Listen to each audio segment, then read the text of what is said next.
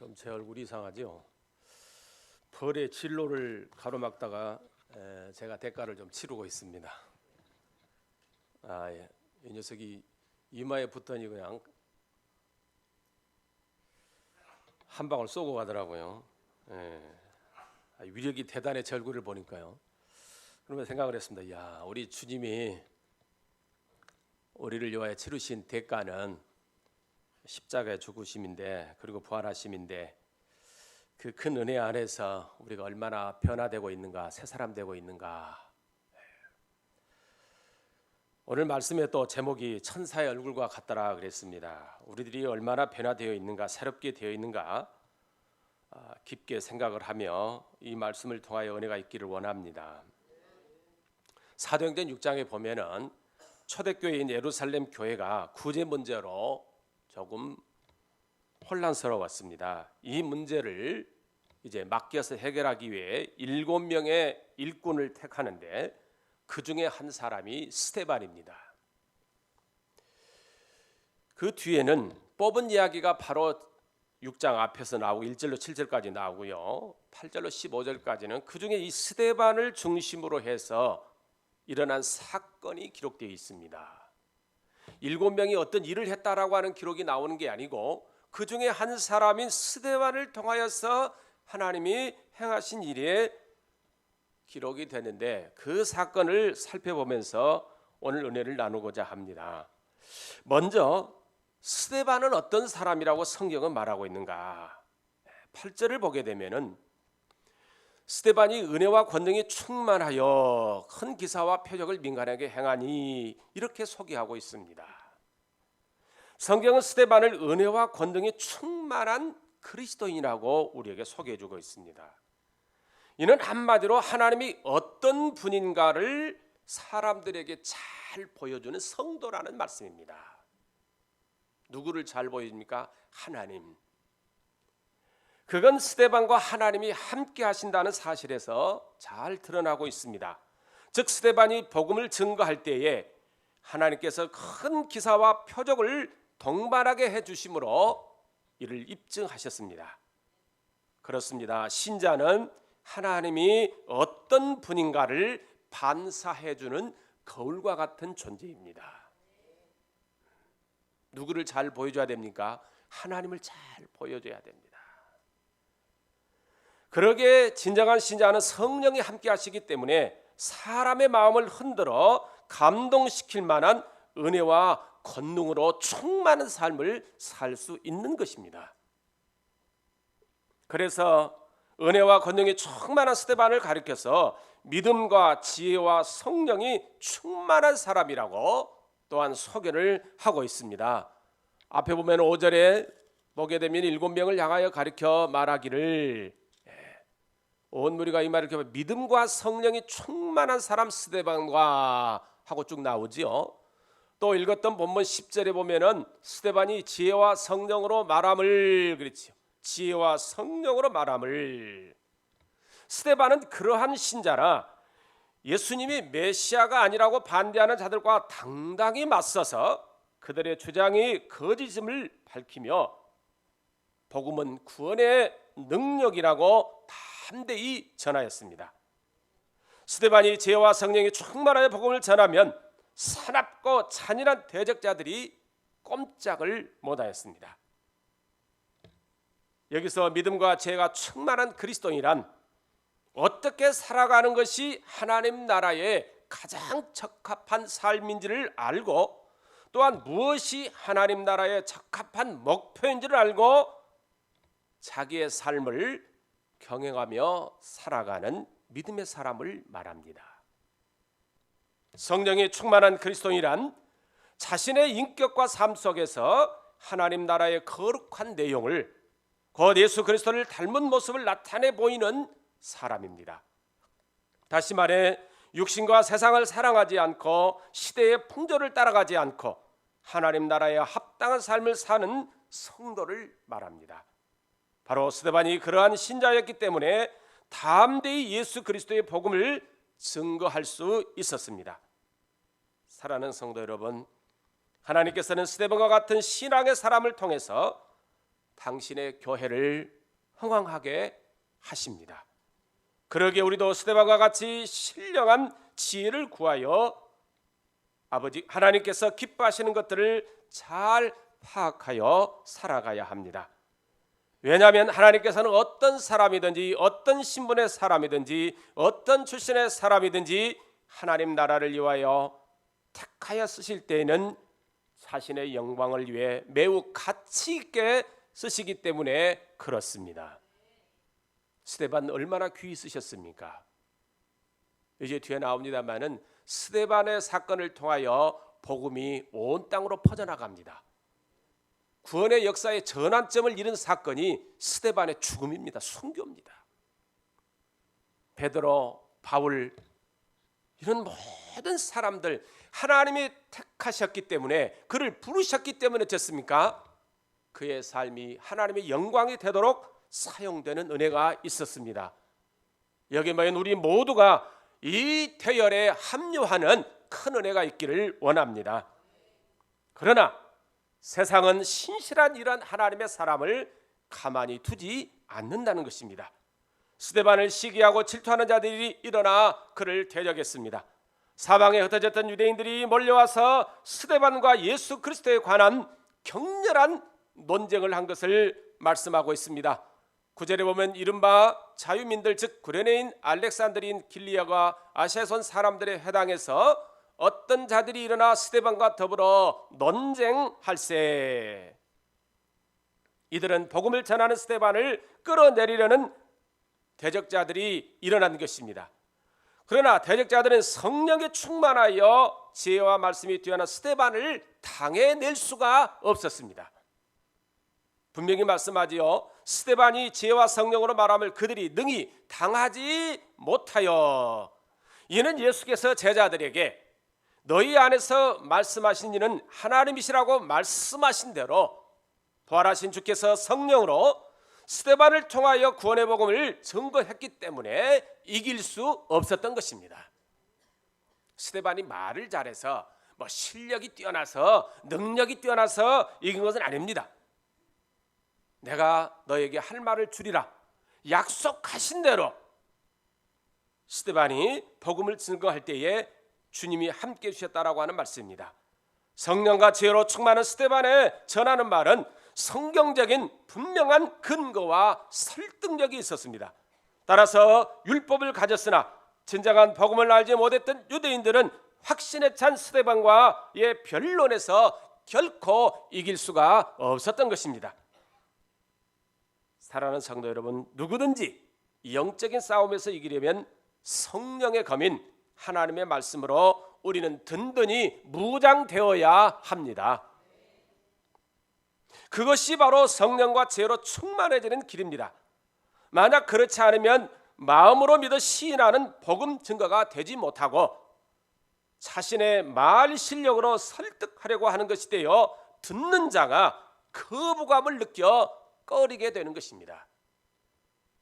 여러분, 성령의 사람, 곧 말씀의 사람이 아니면 세상을 이길 수가 없습니다. 보십시오. 대적자들이 얼마나 사악한 방법으로 스데반을 모함하는지. 복음을 들었으면 자신들의 무지와 불신앙을 회개하고 예수를 믿는 것이 복인데 그렇지 않으니 영적인 어둠이 그들의 마음과 눈을 가려버렸습니다. 그래서 그들은 거짓으로 백성들과 장로들과 서기관들을 충동시켜 스데반을 잡아가지고 공회에 세웠습니다. 곧 법정에 회부했다는 것입니다. 그것도 부족하여 돈으로 매수한 거짓 증인을 내세워 스데반이 모세 율법과 하나님을 모함했다고, 모독했다고 모함을 했습니다. 11절의 상반에 보면 그렇지요. 사람들을 매수하여 말하게 하되 이 사람이 모세 하나님을 모독하는 말을 하는 것을 우리가 들었노라 하게 하고 돈으로 거짓 증인을 산 것이지요. 13절도 보면 어쨌습니까? 거짓 증인들을 세우니 이르되 이 사람이 거룩함과 율법을 거슬러 말하기를 마지 아니하는도다. 대적자들은 스데반에게 거짓으로 죄를 뒤집어 씌워 해치려는 계략을 짜고서 거짓 증인들을 돈으로 매수했던 것입니다. 이 일은 단순히 스데반을 해치려는 데 있지 않았습니다. 땅끝까지 구원을 위해서 복음을 전하려는 하나님의 일을 망치는 데 목적이 있었습니다. 왜 스데반을 이렇게까지 하는가 하는 생각이 드실 것입니다. 그건 스데반을 괴롭히기 위함이 아니에요. 스데반을 통하여 전해지는 어쨌습니까? 복음이 전해지지 못하도록 막기 위해서 그랬던 것입니다. 스데반을 당신의 종으로 삼으셔서 자신의 뜻을 이루고자 하시는 하나님을 대적하는 악한 일을 했다는 말씀입니다. 거짓은 단순히 사람에 의해서 저질러지는 실수가 아닙니다. 거짓은 하나님에 대한 증오와 대적으로 인하여 나타나는 악입니다. 이 악은 사람을 상대로 거짓을 행하는 것 같지만 실은 사람이 아닌 하나님을 대적하는 큰 악입니다. 그래서 성경은 마귀를 가리켜 거짓의 아비라고 하는 것입니다. 제가 목회하면서 제일 어려웠던 것이 그거예요. 거짓말이에요. 돈 부족하는 건 문제 아니에요. 사람 좀 어떤 건 문제가 아니에요. 문제는 거짓말이에요. 교회 안에 거짓말이 얼마나 많은지. 뭐 하얀 거짓말도 있고 까만 거짓말, 그거는 사람들이 마음에 자기 부담감을 덜기 위한 그 만들어내는 말이지요. 거짓은 거짓일 뿐이에요. 안 그렇습니까? 단순히 실수가 아닙니다. 거짓말은요. 사람이 진리를 못 듣게 막으려고 하는 사악한 악입니다. 돈으로 매수된 자들은 회당에 모여 스데반과 변론을 했던 자들입니다. 이 회당에 모인 자들, 이들이 만든 회당은 주로 아마 노예에서 해방되어서 예루살렘으로 왔던 유대인들이 아닌가 생각이 듭니다. 유대인들이 이 바벨론 포로 이후에 곳곳으로 퍼져 있었거든요. 그래서 그들이 다 돌아오지 않았거든요. 근데 그들 중에 이제 노예가 됐던 자들이 풀리니까 아마 모여가지고 자기들끼리 회당을 만들었지 않았는가 생각이 드는데요. 그런데 그들이 노예로 풀려나서 고국으로 왔지만 같은 유대인이지만은 본토에 있는 유대인들이 그들을 썩 그리 좋아하지 않았다고 합니다. 그렇지 않겠습니까? 오랫동안 떨어져 있다가 그렇죠 돌아왔는데 어쩌지요? 지금까지 자기들이 차지했던 것을 어쩌야 됩니까? 같이 나누어야 되잖아요.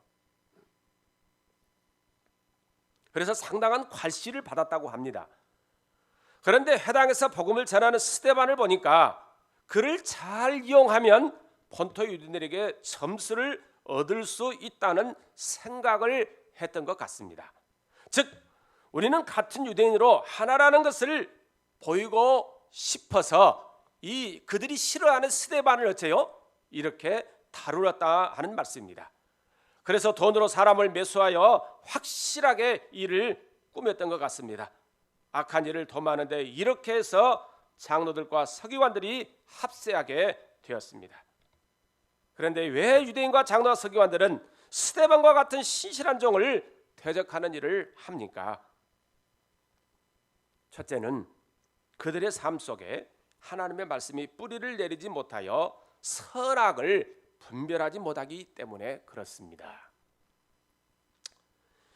이 유대인들은요 구약의 말씀을 줄줄줄 외지만 자신이 외우는 말씀의 진정한 의미는 모른 채 외식적인 신앙생활과 자신들의 생각에만 사로잡혀 그 신비한 복음의 비밀을 깨닫지 못한 채로 살았습니다. 제가 언제 말씀을 전하면서 그런 이야기를 드렸는데요. 제가 만난 청년 중에 성경을 백독한 친구가 있었다니까요.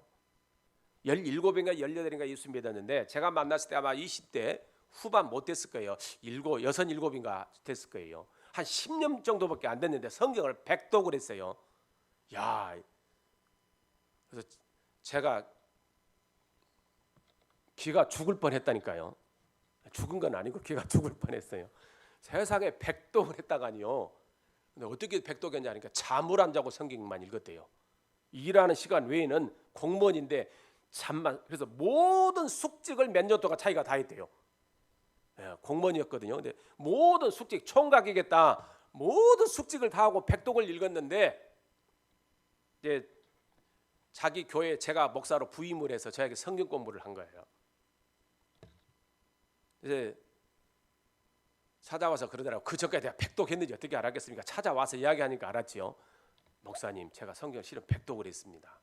근데 이제는 이 이야기 안 할랍니다. 왜 안 해? 대단한 일을 했는데 백독했다고 성경을 이해하고 깨닫는 건 아닙니다라고요. 그래서 이제 읽었다고 제가 자랑을 엄청 했거든요. 근데 자랑 안 할랍니다. 성경 열심히 배우겠습니다. 유대인들은 백독 정도가 아니고 암송을 해요. 다 줄줄줄. 그러나 그 말씀의 의미를 모르니까 하나님의 아들조차도요 알아보지 못하고 죽이는 일을 했습니다. 오늘날도 성도들이 수많은 설교를 들으면서도 자기 편리한 대로 이해하려고 하면 말씀의 뿌리가 우리의 삶 가운데 견고히 내리지 못합니다. 여러분 씨 뿌리는 비유 잘 아시죠? 덜짝밭, 길가 덜짝밭, 그렇죠? 가시덤불. 그다음에 옥토에 떨어진 씨앗. 이거 네 종류의 사람을 말하고 있는 게 아니에요. 말씀을 듣고 깨달은 자냐, 깨닫지 못하는 자냐, 이 두 가지 이야기를 하고 있는 비유입니다. 말씀을 듣지 못하도록, 깨닫지 못하도록 방해하는 요인이 얼마나 많아요? 세 가지로 말하고 있어요. 훨씬 많아요. 그렇게 되면 어쩌죠? 싹이 나도 열매를 맺지 못하면 아무 소용없잖아요.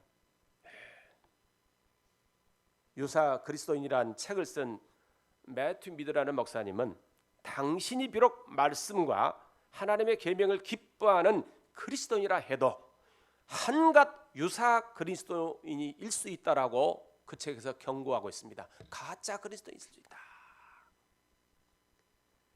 하나님의 말씀을 기뻐하는 것이 경건한 신자의 특성입니다. 순수함으로 말씀을 기뻐하는 사람이 참 그리스도인입니다. 즉 말씀이 양심에 가까이 다가와 마음을 찢고 죄를 드러내 회개하는 말씀을 기뻐하는 것이 분명한 그리스도인의 표라는 말씀입니다. 내가 예수 믿는 표가 뭐예요? 말씀을 듣고서 마음을 찢고 회개하는 거죠. 주님, 제가 이렇게 살았습니다. 이제 이 말씀대로 살게 주시옵소서 하고 엎드리는 것이 그리스도인의 표가 아니겠습니까?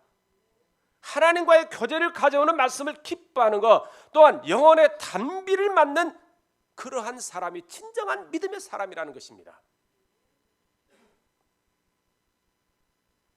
그런데 말씀을 기뻐한다고 하면서도, 좋아한다고 하면서도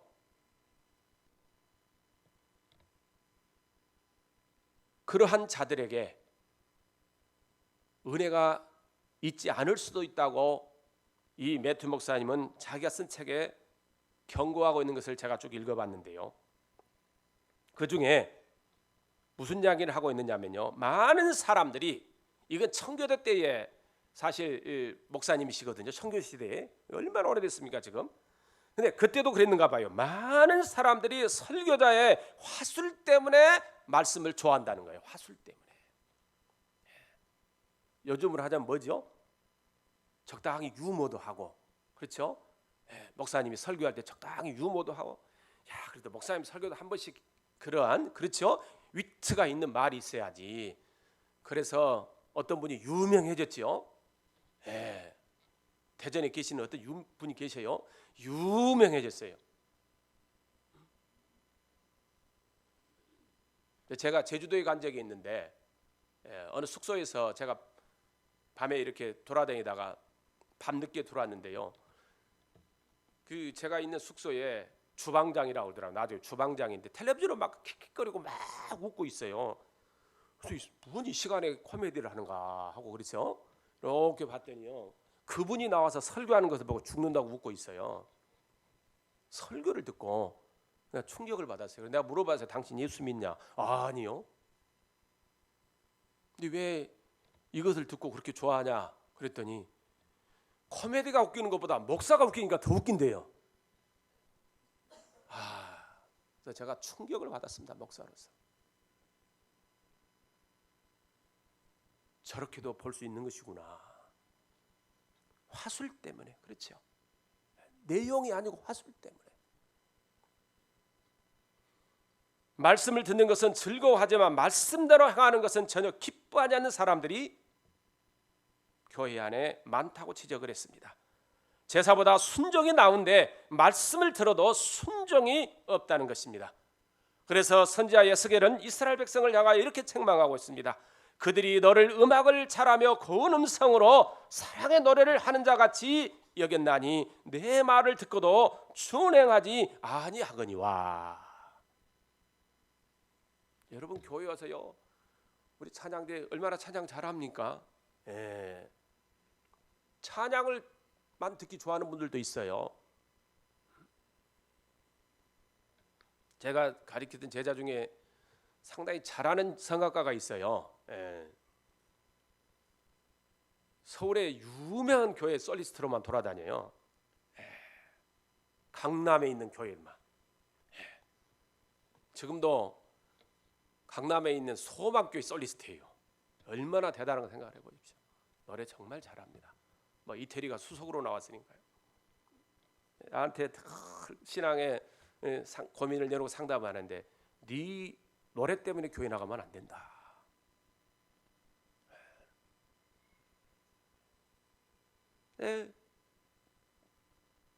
그 이야기가 노래 때문에 교회를 나온 사람이 너무 많대요. 노래 때문에. 여러분, 그러면 안 되잖아요.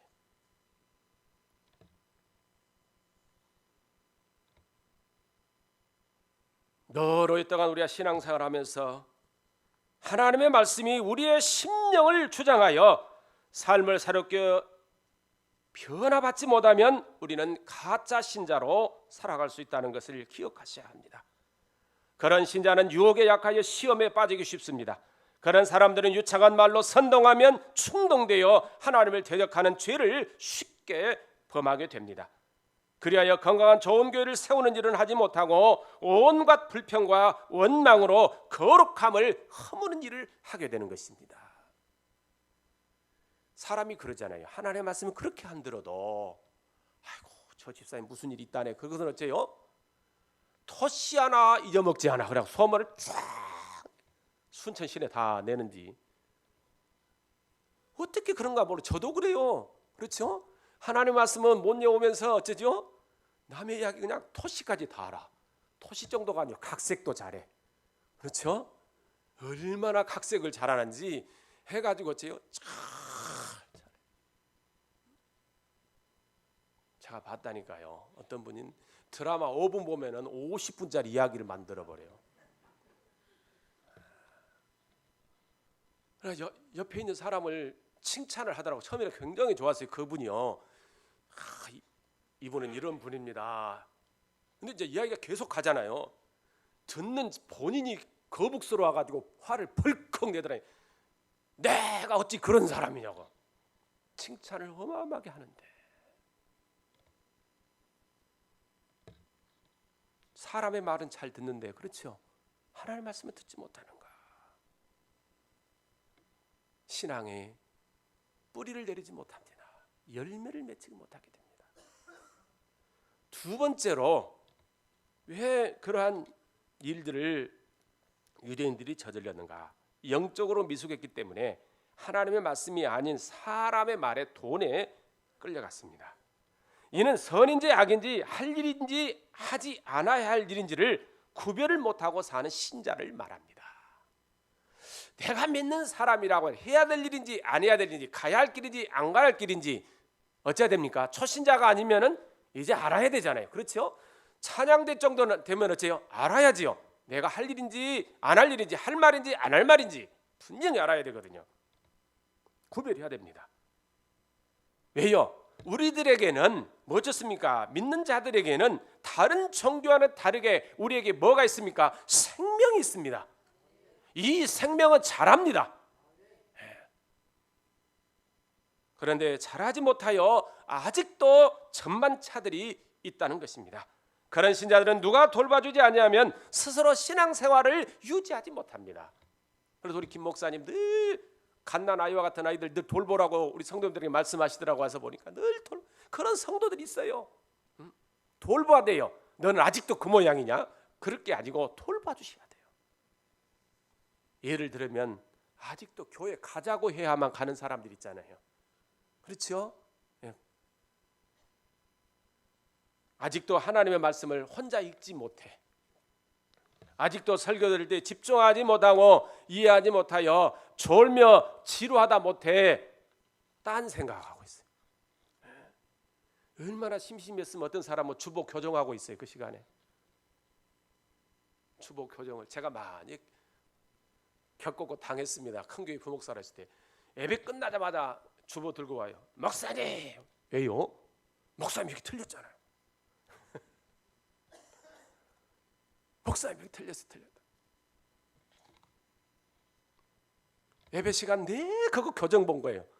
한두 군데 그냥 보다 그게 아니고 처음부터 끝까지 다 저기하고 와요.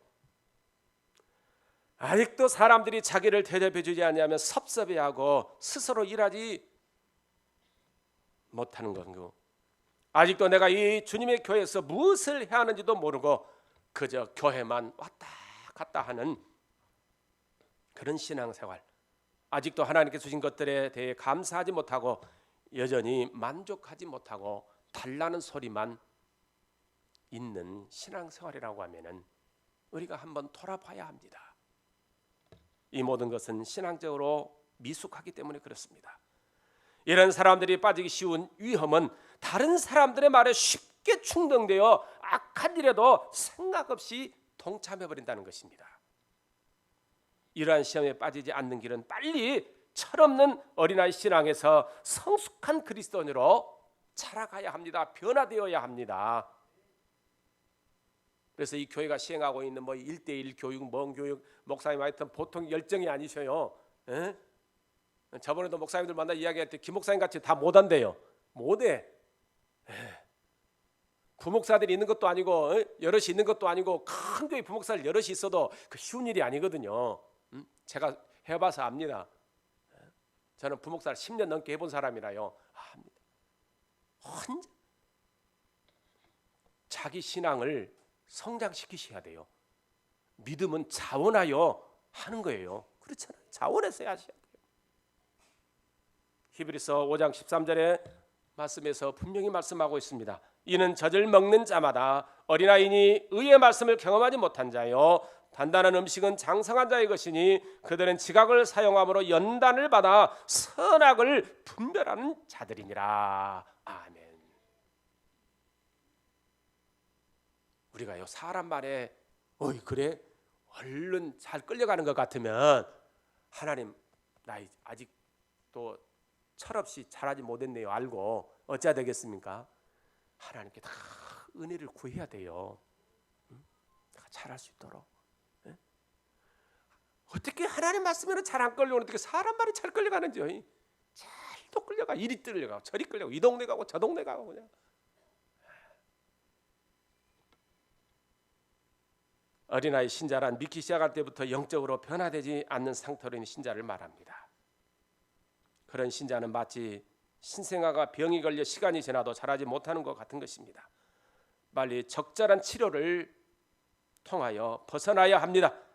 그렇지 못하면 배교에 가까운 삶과 예식주의의 삶을 우리가 살게 됩니다. 배교가 따로 있는 게 아니에요. 교회 안에서 원망하고 불평하는 거. 이스라엘이 어쨌습니까? 광야에 있어서 그렇죠. 생활에 있어서 맨날 원망과 불평만 했잖아요. 한 걸음도 앞으로 가지 못했잖아요. 전능하신 하나님 바라보면 됐을 텐데 그러지 못했다는 것이죠. 외식주의, 믿는 척 무늬만 믿는 사람, 기쁨이 없어요. 감사가 없어요. 만족이 없어요. 행복이 없어요. 평안이 없어요. 왜 그런 신앙생활 하십니까? 세종한교회는 김 목사님 워낙 목회를 잘하시니까 그런 성도가 없으리라고 생각을 하고 그냥 제가 말씀을 드립니다. 하나님의 자녀임에도 불구하고 내가 행복하지 않는다면 문제 있는 게 아니겠습니까? 그렇죠. 하나님의 자녀입니다. 우리 아버지 하나님 같은 분 어디 있습니까? 그렇죠. 자식들이 그렇죠. 아버지를 존경하고 어머니를 존경한다면 그만큼 성공한 사람이 어디가 있습니까? 안 그렇습니까? 괜히 뭐 이순신을 존경한다든가, 물론 존경해야 돼요. 훌륭한 인물이니까요. 그러나 자녀 마음속에 자기를 위하여 가장 수고한 자가 누굽니까? 아빠 엄마잖아요. 마음에 품고 있어야지.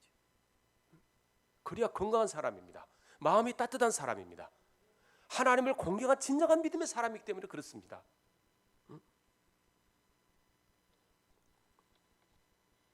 복음은 우리가 그리스도를 닮도록 하는 거룩한 변화를 일으키는 진정한 능력입니다. 복음으로 인하여 그러한 변화가 있는 신자의 삶은 상황이 어떠할지라도 주의 도움을 힘입어 승리하게 되어 있습니다. 따라서 우리는 자신의 영적 상태를 진지하게 돌아보고 참된 영적 변화에 마음을 기울여야 합니다. 우리는 영적으로 변화를 받아 새 사람이 되는 기쁨으로 살도록 부름을 받은 복된 자들이기 때문입니다. 그렇지 않으면 하나님을 대항하는 악에서 빠져나오지 못하고 계속 헤매게 되어 있습니다. 보십시오. 스데반을 핍박했을 때에 일부 유대인과 장로와 서기관들은 몇 푼 안 되는 돈에 매수되어 스데반을 잡아 죽이려는데 동참했습니다. 그들은 돈을 사랑하는 자들로서 악의 뿌리에서 자라온 것입니다. 지금도 우리가 교회를 다니면서도 예수 그리스도를 믿는 신앙생활의 참 의미를 모르고 있다면 우리는 쓴 뿌리에서 자라는 자에 불과합니다. 그러는 자는 세상을 향해 빠르게 달려가며 거기서 삶의 재미를 찾으려고 합니다. 예배를 통하여 우리가 회복되는 큰 기쁨을 가져야 돼요. 여호와로 인하여 기뻐함이 있어야 되거든요. 이 기쁨을 우리가 받지 못하면 예배가 실패한 거예요. 그러니까 어디로 빨리 달려가겠습니까? 세상으로 달려갈 수밖에 없는 거예요. 우리는 연약한 존재입니다. 그래서 지치고 피곤하니 그제요 기쁨을 가지려고 하거든요. 수없이 기쁨, 평안을 가지려고 하거든요. 신앙생활에 있어서 버려야 할 옛 습관들을 아직도 가지고 있다면 지금 우리 자신을 심각하게 돌아봐야 할 것입니다. 여러분은 성도가 가장 기쁘고 행복할 때가 언제일 거라고 생각합니까? 내가 예수 믿고 살면서 언제가 가장 행복할까? 마지막 드리는 말씀으로서 여기 보면요, 재판을 하던 사람들이 거짓 정의를 내세워가지고 스데반을 재판하던 공회에 모인 사람들이 스데반을 보니까 어떤 자로 보였다고 성경이 말씀합니까? 15절 말씀을 우리 다 같이 한번 읽어보겠습니다. 같이 읽겠습니다. 시작. 공회 중에 앉은 사람들이 다 스데반을 주목하여 보니 그 얼굴이 천사의 얼굴과 같더라. 아멘. 이게 가장 행복한 모습이 아닐까요? 믿는 자로서 원수같이 여기고 자보다가 지금 재판에서 죽여야겠다. 결국에 죽이지요. 근데 그들이 재판을 받고 있는데 억울하게 끌려와서 그렇잖아요. 고난을 당하고 지금 그렇죠. 온갖 수모를 겪으면서 모욕을 당하고 있는 스데반을 보니까 천사의 얼굴과 같더라. 같이 보였어요. 유진 피터슨 목사님은 이 부분을 그랬더라고요. 공회에 모인 사람들이요, 스데반에서 그때 눈을 떼지 못하고 있었다라고 표현을 했더라고요. 눈을 떼지 못하고 있었다.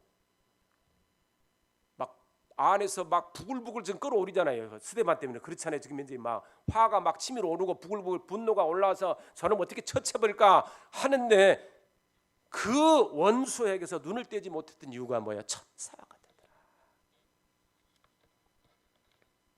주께서 핍박하는 원수들에게 보게 하신 스데반의 참 모습입니다. 이게 진정한 모습이었습니다. 스데반은 자신이 주의 종인 증거를 제시하기 위해서 말을 할 필요조차 없었습니다.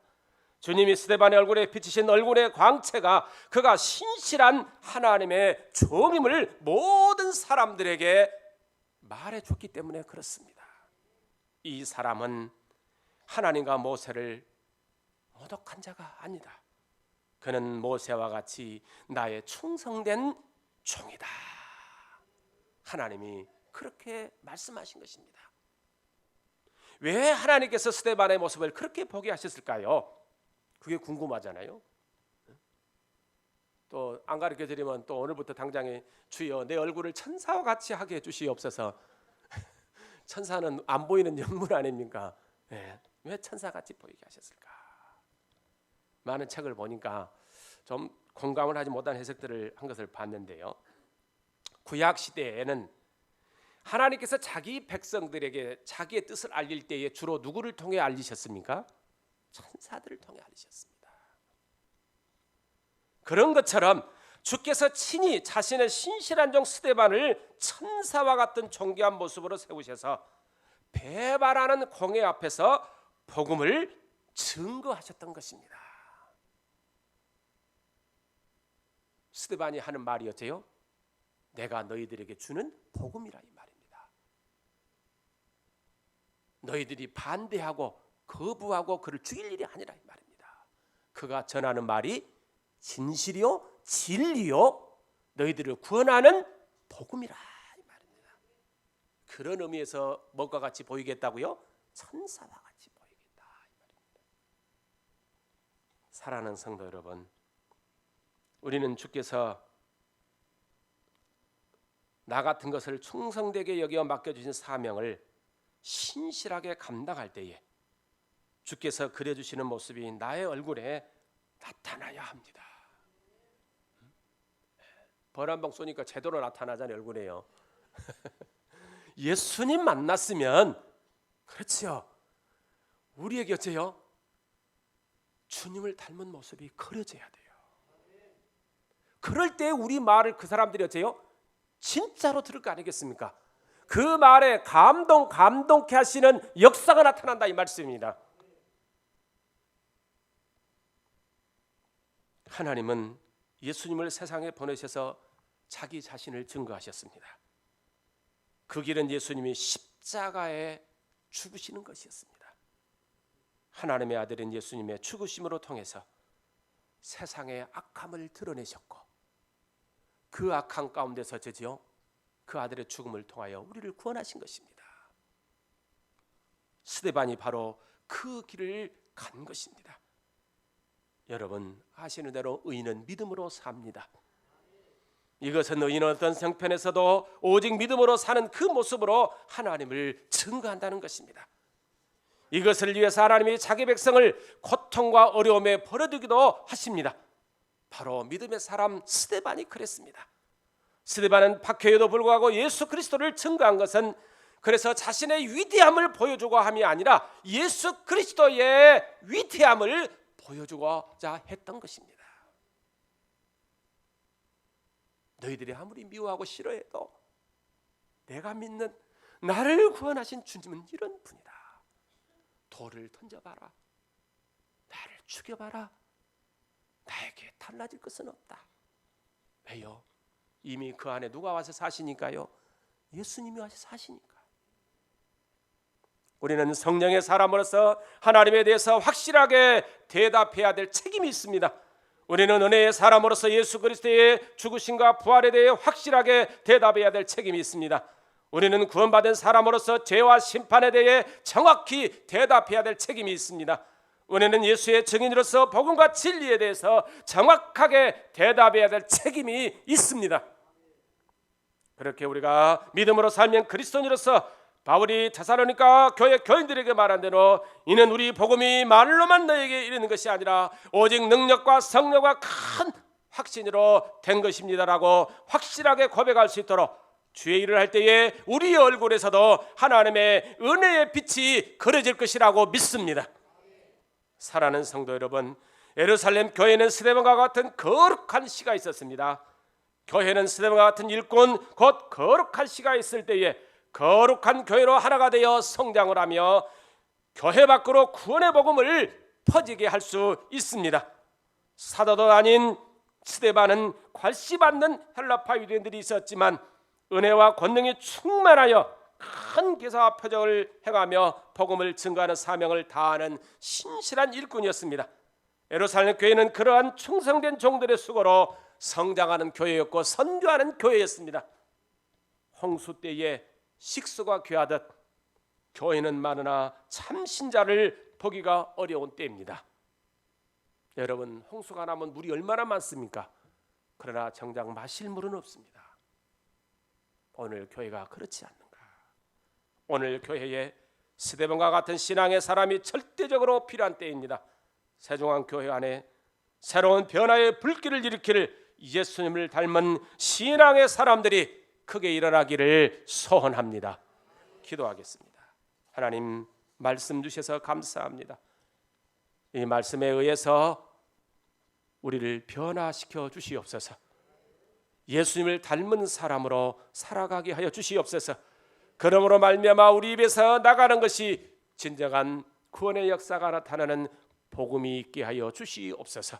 그러한 일꾼들로 세워져 이 교회를 흥왕케 하시는 은혜가 있게 하여 주시옵소서. 예수님의 이름으로 기도드리옵나이다. 아멘.